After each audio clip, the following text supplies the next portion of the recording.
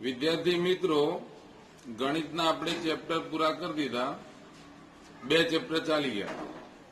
હવે વિજ્ઞાનની શરૂઆત કરીએ. એમાં પહેલું આવે ભૌતિક વિજ્ઞાન. એમાંથી આપણે પાઠ 8 એટલે પ્રકરણ 8 લઈએ છીએ. એનું નામ છે ગતિ. હવે ખરેખર ગતિ છે શું એ જાણવું હોય તો કોઈ પદાર્થ, હું લખું છું, કોઈ પદાર્થ બીજા પદાર્થની સાપેક્ષ પોતાનું સ્થાન બદલ્યા કરે. એટલે કે એક પદાર્થ હોય અને બીજો પદાર્થ હોય, એકબીજાથી દૂર જાય કાં તો એકબીજાની નજીક આવે તો તે પદાર્થ ગતિ કરે છે એમ કહેવાય. હવે અહીંયા જે બોર્ડ પર લખીએ અને તમે ઉતારો એના કરતા અત્યારે જે આ કાગળમાં તમને સમજાવવામાં આવે છે અને એમાંથી તમને ઉતારવું લખવું સરળ પડે એટલે આ પદ્ધતિથી પ્રયત્ન કરીએ છીએ ભણાવવાનું. અનુકૂળ સારું હોય તો મારી ધારણા મુજબ તમારી નોટમાં લખવાનું અને સમજવાનું સરળ પડે. હા, આમાં મારો ચહેરો ખાલી ના દેખાય. હવે દાખલા તરીકે હું લઉં ઉદાહરણ. એક ટ્રેન, અહીંયા ખાલી બતાવું કે એક ટ્રેન છે, એનો આ ડબ્બો છે, કોચ. એમાં સીટ પર એ વ્યક્તિ બેઠો છે, અહીંયા બી વ્યક્તિ બેઠો છે, અહીંયા પ્લેટફોર્મ છે, પ્લેટફોર્મ એના પર સી વ્યક્તિ ઉભો છે. એટલે આ 2 વ્યક્તિ છે એ ક્યાંક મુસાફરી કરી રહ્યા છે. આ સી વ્યક્તિ અને ટાટા બાય બાય જે કહેવા માટે આવ્યો હોય એ છે. હવે ટ્રેન ઉપડે છે તો મારે લખી શકાય કે એક ડબ્બામાં 2 વ્યક્તિ અને 2 વ્યક્તિ છે એનું નામ એ અને બી આપ્યું. પ્લેટફોર્મ પર સી વ્યક્તિ ઉભો છે. હવે ટ્રેન ઉપડે ત્યારે ખરેખર આ એ અને બી વ્યક્તિ છે એ ટ્રેન સાથે ગતિ કરે છે. સી વ્યક્તિ એક જગ્યાએ ઉભો રહ્યો છે. તો મારે ટ્રેન ગતિ કરે ત્યારે શું થાય? તો ગાડી ઉપડતા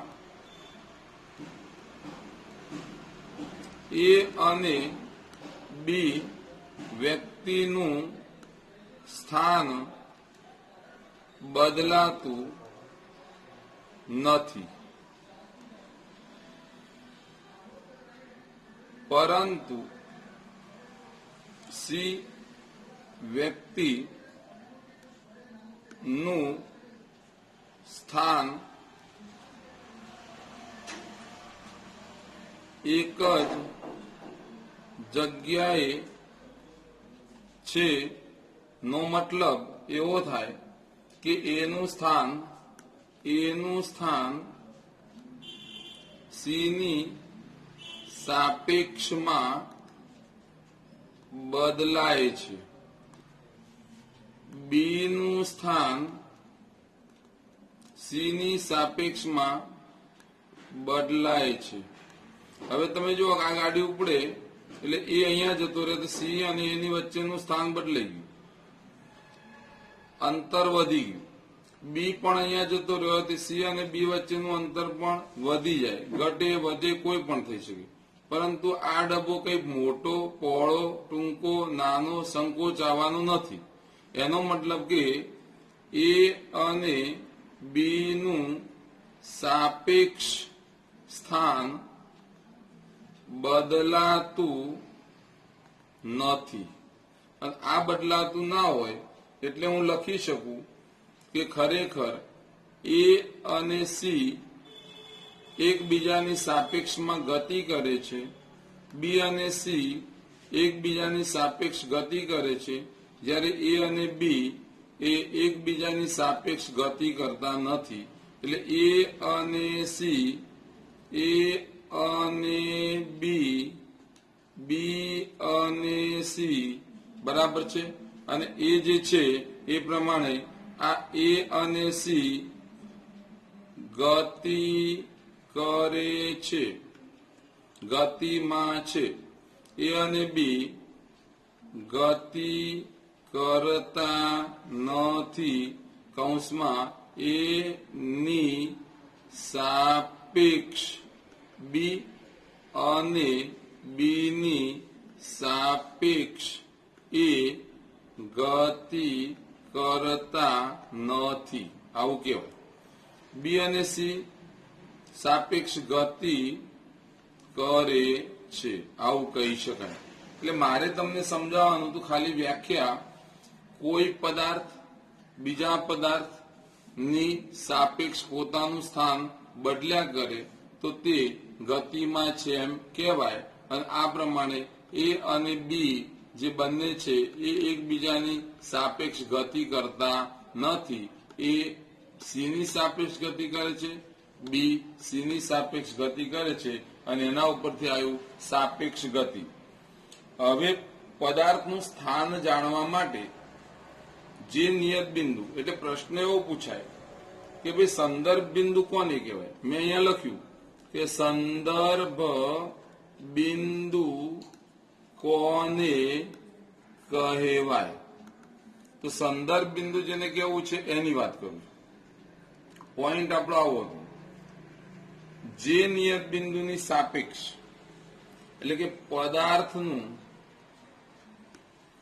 સ્થાન જાણવા માટે જે નિયત બિંદુનો સંદર્ભ તરીકે ઉપયોગ કરવામાં આવે તે નિયત બિંદુને સંદર્ભ બિંદુ કહે છે. હવે વાત ત્યાં ઉદાહરણ લઈએ તો આપણે તમારી સ્કૂલનું ઉદાહરણ લઈએ તો આપણો ક્લાસ છે. અહીંયા ખાલી દાખલા તરીકે સમજાવવા કહું છું. તમારે વાક્યરચના તમારી રીતે લખવાની. અહીંયા આપણો ક્લાસ છે જેને આપણે S.M. પટેલ ક્લાસ એવું લખ્યું. સમજી લો કે અહીંયા તમારી નૂતન સ્કૂલ છે, નૂતન સ્કૂલ. અને અહીંયા છે અભિલાષા 4 રસ્તા, એટલે અભિલાષા ચોકડી. હવે અભિલાષા ચોકડી અહીંયા હોય તો અહીંયાથી હું બોલું કે પૂર્વ દિશામાં 1 કિલોમીટર S.M. પટેલ ક્લાસથી પૂર્વ દિશામાં 1 કિલોમીટર નૂતન સ્કૂલ આવેલી છે. અને પશ્ચિમમાં જાઓ, પશ્ચિમમાં 1 કિલોમીટર, પશ્ચિમ દિશામાં 1 કિલોમીટર અભિલાષા 4 રસ્તા આવેલા છે. તો આ અભિલાષા 4 રસ્તાનું વર્ણન કરવું હોય કે નૂતન સ્કૂલનું મારે વર્ણન કરવું હોય, એટલે કે એનું એડ્રેસ બતાવવું હોય, તો મેં ઉપયોગ કોનો કર્યો? તો S.M. પટેલ ક્લાસનો. આપણે કોઈ જગ્યાએ ઉદાહરણ એવા લઈએ છીએ કે મારા ઘરથી 4 રસ્તા આવે, પછી ડાબી બાજુ જજે, પછી આગળ 4 રસ્તા આવે ત્યારે જમણી બાજુ જજે. આમ કરતા કરતા આપણે જોઈએ તો અંતે આપણે શરૂઆત ક્યાંથી કરી? તો મારા ઘેરથી. તો મારા ઘેરથી શરૂઆત કરી અને આ રીતે બોલતા હોઈએ તો એના ઉપરથી આપણે વિચારીએ કે જેનો ઉપયોગ કર્યો બીજાનું સ્થાન જાણવા માટે, તો એ સ્થાન જે હતું જેનો ઉપયોગ કર્યો એ, એટલે કે બીજા સ્થાનનું વર્ણન કરવા માટે જેનો ઉપયોગ કરીએ, એટલે પદાર્થનું સ્થાન જાણવા માટે જે નિયત બિંદુનો ઉપયોગ કરવામાં આવે તો એ નિયત બિંદુને આપણે નામ આપીશું સંદર્ભ. સંદર્ભ બિંદુ. ખબર પડી ગઈ? તો આ રીતે સમજો. 2 મુદ્દા મેં સમજાયા. એક, પદાર્થ ગતિ ક્યારે કરે છે, અને બીજો મુદ્દો સંદર્ભ બિંદુ આપણે કોને કહેવું. કોઈ પણ જગ્યાનું વર્ણન કરવા માટે, સ્થાન જાણવા માટે તમે જે નિયત બિંદુનો ઉપયોગ કરો છો તે નિયત બિંદુને સંદર્ભ બિંદુ કહે છે. સમજી ગયા વાતને? હવે આપણે સંદર્ભ બિંદુ વિશે જાણી ગયા. હવે 2 ટોપિક બીજા લઉં છું આજના પીરિયડ માટે, અને એ સમય ઓછો બગડે એટલે લખાણ થોડું લખેલું છે. અંતર અને સ્થાનાંતર, આ 2 શબ્દો જે છે એનાથી પરિચિત થઈએ. ઉદાહરણ દ્વારા સમજાવું. આપેલ સમયગાળામાં ગતિ કરતા પદાર્થિક આપેલું અંતર. દાખલા તરીકે તમે સાયકલ લઈને જતા હોય અને ચાણક્યપુરી 4 રસ્તાથી અભિલાષા સુધી જાઓ તો 5 મિનિટમાં તમે ચાણક્યપુરી 4 રસ્તાથી અભિલાષાએ પહોંચો તો તમે જે રોડ ઉપર ગયા એને આપણે કહેવાય ગતિપથ, અને એનું મેં માપન કરું તો એ લંબાઈને શું કહેવાય? અંતર. એટલે વ્યાખ્યા બની, આપેલા સમયગાળામાં ગતિ કરતો પદાર્થ એટલે તમારી સાયકલ, રોડ એટલે ગતિપથ, અને એની લંબાઈ મેં માપ્યું તો તમે ચાણક્યપુરી 4 રસ્તાથી અભિલાષા સુધીનું અંતર કાપ્યું કહેવાય. એટલે આપણે એને અંતર કહીએ. હવે વાત આવીશું સ્થાનાંતર શું કહેવાય? તો આપેલા સમયગાળામાં ચોક્કસ દિશામાં, એટલે પેલામાં ગતિપથમાં વાંકા ચૂંકા જઈ શકો, પણ ચોક્કસ દિશામાં તમે જાઓ, દિશા પાક્કી નક્કી કરેલી હોય, એક જ દિશા જેને કહેવાય, એમાં પદાર્થના સ્થાન ફેરને સ્થાનાંતર કહેવાય. એટલે ચાણક્યપુરી 4 રસ્તાથી અભિલાષા 4 રસ્તા સુધી તમે જાઓ અને એક જ દિશા હોય, ક્યાંય વાંકા વળવાનું નહીં, કશું જ થવાનું નહીં, તો એ પ્રમાણે જે અંતર કપાય એને આપણે સ્થાનાંતર પણ કહી શકીએ. એને કહેવાય સ્થાન ફેરને સ્થાનાંતર કહેવાય. એટલે વ્યાખ્યા યાદ રહી જાય કે આપેલા સમયગાળામાં ચોક્કસ દિશામાં પદાર્થના સ્થાન ફેર ને સ્થાનાંતર કહે છે. એનો એકમ શું છે? તો કે મીટર. એટલે કોઈ પણ માપન કરવું હોય તો મીટર, કિલોમીટર મોટો એકમ કહેવાય, એટલે માપી શકાય. હવે અંતર અને સ્થાનાંતરનો ભેદ શું છે, એટલે કે તફાવત શું, એ સમજવા આપણે એક ઉદાહરણ લઈએ. એટલે ખરેખર અંતર એ જ સ્થાનાંતર અને સ્થાનાંતર એ જ અંતર. એની જે દ્વિધા છે એને આપણે ક્લિયર કરીએ. સમજી લો, મેં અહીંયા એક સંખ્યા રેખા જેવું બતાવ્યું છે. એટલે આ એક રસ્તો છે એવું માની લઈએ. અહીંયા એક્સ ડેશ કહેવાય, અહીંયા એક્સ કહેવાય. એનો મતલબ કે આ રોડ ઉપર, આ પથ પર આપણે જઈ રહ્યા છીએ. તો અહીંયા આપણે 0 લખ્યું, ત્યાં O બિંદુ આપ્યું. 5, 10, 15, 20, 25, 30, 35, 40, 45, 50, 55, 60 આ બધું કિલોમીટરમાં માપ આપ્યું છે. અને આ જે કિલોમીટર છે એમાં મેં O બિંદુએ 0 છે, C બિંદુએ 25 લખ્યા છે, 25, પછી B બિંદુએ 35 લખ્યા છે અને અહીંયા 60 લખ્યા છે. એટલે એ બિંદુ સુધી પહોંચીએ તો કેટલું? 60 કિલોમીટર અંતર કાપ્યું. અહીંયાથી શરૂ કરીને C બિંદુ પહોંચીએ તો મેં 25 કિલોમીટર અંતર કાપ્યું. B બિંદુ સુધી પહોંચીએ તો 35 કિલોમીટર. હવે કિસ્સો આપણે એક લઈએ. પહેલા કિસ્સામાં મેં કહ્યું કે ખરેખર હું ગતિપથ શોધવા બેઠો, અને ગતિપથ શોધવા બેઠો મેં કહ્યું કે ભાઈ O બિંદુથી હું સાયકલ લઈને કાં તો ચાલતો ચાલતો એ બિંદુએ પહોંચી ગયો. હવે અહીંયાથી અહીંયા પહોંચું તો આપણે જોઈએ કે 0 થી 60 કિલોમીટર હું ચાલ્યો, સાયકલ લઈને ગયો, એટલે OA નું માપ ગણાય. અને OA નું માપ એટલે ગતિપથની લંબાઈ કહેવાય. તો ગતિપથની લંબાઈ OA બરાબર કેટલા? 60 કિલોમીટર. આ મેં કાપેલું શું કહેવાય? અંતર. સમજી ગયા બરાબર? હવે વાત આવી સ્થાનાંતર. સ્થાનાંતરની વ્યાખ્યા પ્રમાણે શું છે? સ્થાન ફેર, એટલે કે અંતિમ સ્થાન. આ અંતિમ સ્થાન એવું લખેલું છે, આ પ્રારંભિક સ્થાન લખેલું છે. એટલે અંતિમ સ્થાન મારું A છે અને પ્રારંભિક સ્થાન મારું O છે. અંતિમ સ્થાનનું માપ છે 60, પ્રારંભિક સ્થાનનું માપ છે 0. તો 60 માંથી 0 મેં બાદ કર્યા એટલે મને અહીંયા મળ્યું 60 કિલોમીટર. એટલે સમજી લો કે અહીંયા મેં જે રાઉન્ડ માર્યો છે એ શું હતું? ગતિપથની લંબાઈ, એટલે એને કહેવાય અંતર.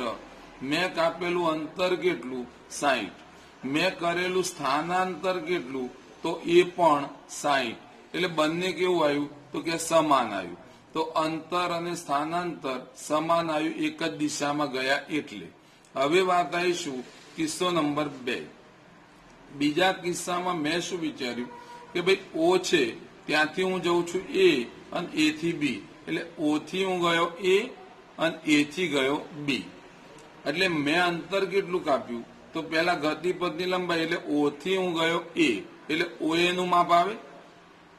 હવે ઓએ નું માપ જે આવ્યું છે ઓ થી એ એટલે ઓએ નું માપ, અને એ થી હું આવ્યો બી એટલે મને મળ્યું પાછું એ બી નું માપ. એટલે મેં અહીંયા લખ્યું ઓએ વત્તા એ બી. ઓએ એટલે કેટલા 60 અને આ 25. 25 કેવી રીતના ગણાય? અહીંથી શરૂ કરું તો આ 5, 5, 10, 5, 15, 5, 20 અને આ 5, 25, એટલે આટલાથી આ ગાંઠી લાઈન કરીને બતાવું કે આ ગાંઠી લાઈન જે કરી છે એટલું માપ એટલે કેટલું માપ તો 25. એટલે 60 વત્તા 25 મેં કેટલું અંતર કાપ્યું તો 85 કિલોમીટર. એટલે આને હું લઈ લઉં અંતર. મેં કાપેલું અંતર 85 કિલોમીટર છે. હવે વાત આવી સ્થાનાંતર એટલે શું? તો આપણું પાછું સૂત્ર કે અંતિમ સ્થાન. તો હું અહીંયાથી ગયો તો ક્યાં એ, અને અહીંયાથી જયારે એ સુધી જવું અને એ થી પાછો ક્યાં આવું બી, તો મારું શરૂઆતનું સ્થાન આ કહેવાય. અહીંયા ફરીને પાછો અહીંયા આવ્યો, અંતિમ સ્થાન બી કહેવાય. તો અંતિમ સ્થાન જે છે એને હું બી કહું અને પ્રારંભિક સ્થાન હું ઓ કહું. તો મારે અંતિમ સ્થાનમાંથી પ્રારંભિક સ્થાન બાદ કરવાનું. તો અંતિમ સ્થાન તમે જોશો કેટલા કિલોમીટર છે તો 35. પ્રારંભિક સ્થાન કેટલું તો 0.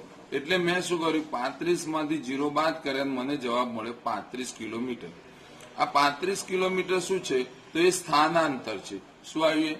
સ્થાનાંતર. તો સ્થાનાંતર જે છે એનો માપ 35 કિલોમીટર અને કાપેલું અંતર જે છે એનું માપ કેટલું 85. એટલે એ સમાન નથી. એટલે કહેવાનો મતલબ કે મેં એક ચોક્કસ દિશામાં અંતર કાપ્યું, પાછો ત્યાંથી પાછો વળ્યો એટલે દિશા મારી બદલાઈ ગઈ. હવે વાત આવી ત્રીજા કિસ્સામાં શું કર્યું મેં કે ઓ થી એ ગયો, એ થી ઓ આવ્યો પાછું. એટલે હવે આકૃતિ જે હતી એમાં જો ઓ થી એ થી ઓ. તો અહીંયા સમજાવું તો ઓ થી હું ગયો એ થી પાછો ઓ આવ્યો, એટલે ગયો એટલે કેટલા કિલોમીટર 60 અને પાછો આવ્યો એટલે પણ 60. તો ઓ એ ઓ ટોટલ મારું તો મને મળ્યું આ બે માપ 60 અને 60, ટોટલ કેટલું થયું 120 કિલોમીટર. એટલે આને હું નામ આપીશ અંતર. મેં કાપેલું અંતર ગતિપથની લંબાઈ એટલે 60 કિલોમીટર વત્તા 60 કિલોમીટર એટલે ટોટલ થયા 120 કિલોમીટર. સ્થાનાંતર શબ્દ આવે એટલે અંતિમ સ્થાન અને પ્રારંભિક સ્થાન. તો હું ગયો તો ક્યાંથી તો ઓ થી ગયો તો એ અને એ થી પાછો આવ્યો ઓ. એટલે પ્રારંભ કર્યું મેં ઓ થી અને અંતિમ ઓ ના ગણાય, પાછો અહીંયા જ આવી ગયો એટલે પાછું ઓ જ ગણાય. એટલે અંતિમ સ્થાન ઓ, પ્રારંભિક સ્થાન ઓ, અને એ પ્રમાણે જોઈએ તો અંતિમ સ્થાનમાંથી પ્રારંભિક સ્થાન હું બાદ કરું તો મને જવાબ મળે 0. તો સમાન નથી એટલે કે 0. સ્થાનાંતર મને કેટલું મળ્યું 0. તો સ્થાનાંતર જે છે મને અહીંયા 0 મળે છે. એટલે કે અંતર મેં કાપ્યું કેટલું 120, સ્થાનાંતર 0.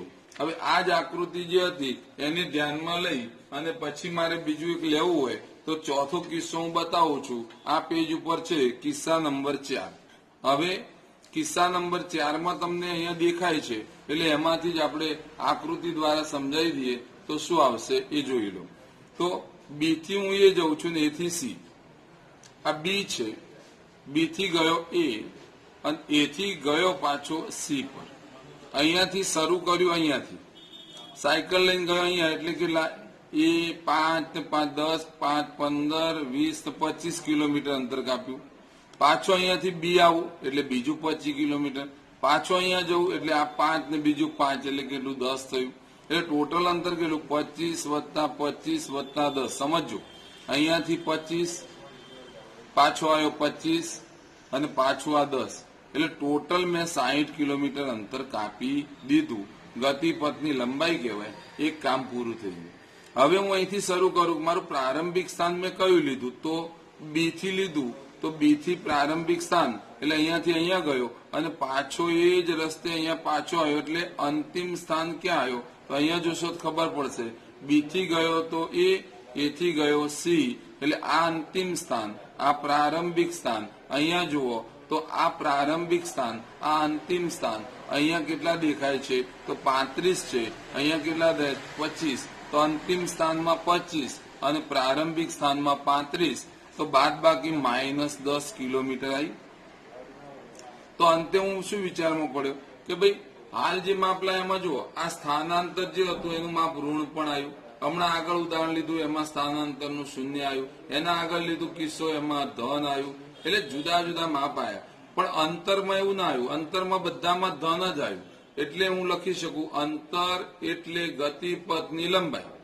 અને એ ગતિપથની લંબાઈ હંમેશા ધન જ હોય જ્યારે સ્થાનાંતર ધન પણ હોઈ શકે ઋણ પણ હોઈ શકે અને શૂન્ય હોઈ શકે એટલે આપણે છેલ્લે પ્રશ્ન શું હતો કે અંતર અને સ્થાનાંતર વચ્ચેનો ભેદ સમજાવો એનો મતલબ કે અંતર એટલે ગતિપથની લંબાઈ એમાં કોઈ દિશાને મહત્વ હોતું નથી અને સ્થાનાંતર એટલે એમાં દિશાને મહત્વ હોય છે અને એમાં અંતિમ સ્થાનથી પ્રારંભિક સ્થાન બાદ કરો અને જે જવાબ મળે એ આપણું સ્થાનાંતર છે એના ઉપરથી કહી શકાય કે ખરેખર અંતર માપવા કોઈ દિશાની જરૂર નથી સ્થાનાંતરમાં દિશાની જરૂર પડે અંતર હંમેશા ધન જ મળે અમદાવાદ જઈને અમદાવાદથી પાછા આવો તો અમદાવાદ જતા 100 કિલોમીટર હોય પાછા આવો ત્યારે 100 કિલોમીટર તો તમે કેટલા કિલોમીટર અંતર કાપ્યું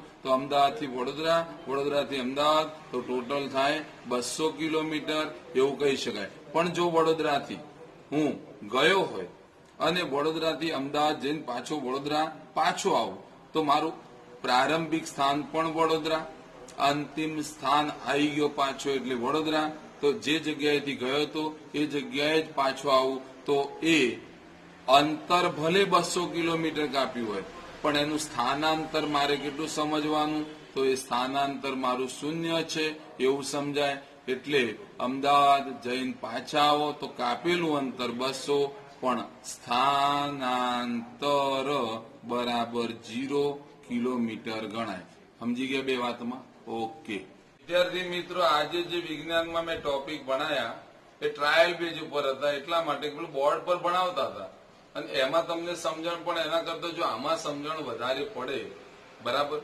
એવા હેતુથી અમે ભણાવવા પ્રયત્ન કર્યો છે અને આમાં સારું ફાવે એવું મને લાગ્યું છે તૈયાર પણ સારું થાય એટલે આપણે ભલે મારો ચહેરો ના દેખાય પણ આપણે જે ભણવાનું છે દેખાય એટલે બહુ મહત્વનું છે અને એટલા માટે હવે મેં આજે ચલાવ્યું ને એ તમારા પાસે ચોપડી કે ગાઈડ હોય એમાં આ સમજેલા છો એ તૈયાર થોડું કરી દેજો અને આવતીકાલથી હું પ્રશ્નો તમને આપું એ પ્રશ્નોના જવાબ તમારે લખી આ સમજેલા હશે એના ઉપરથી અને પછી અપલોડ કરવાના રહેશે આજે ફક્ત આટલું તૈયાર કરશો તો એ કાફી છે આવતીકાલથી હવે એ પ્રશ્નો આપીએ એ લખવાના છે ને મોઢે કરવાના છે બરાબર ઓકે